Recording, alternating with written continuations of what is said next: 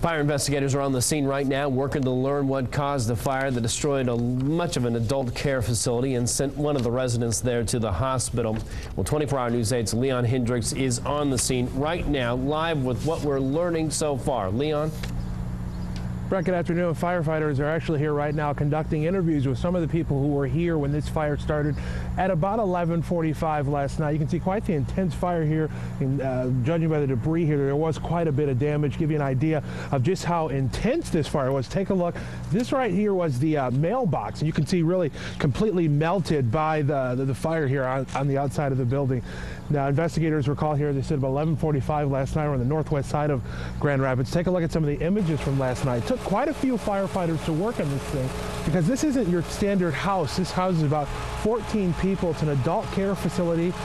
Most of the people who lived here have some sort of mental disability and would otherwise be homeless if they're living here at this home. It took a lot of manpower to get the fire out, although most of the damage is on the inside. Seems structurally outside that the building is okay. It's called the Villa Rose. It's off Walker Avenue on the northwest side of Grand Rapids. Now, firefighters have not released an official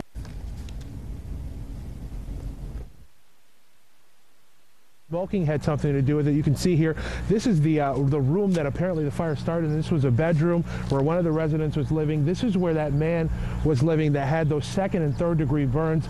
The director here suspects that he may have been trying to help put out the fire, and that's when he got those burns, but he is expected to be okay, recovering now in the hospital.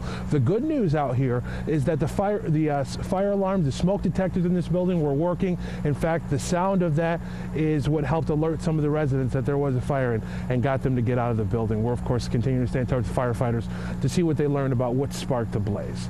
Reporting live on the northwest side of Grand Rapids, Leon Hendricks, 24-hour News 8.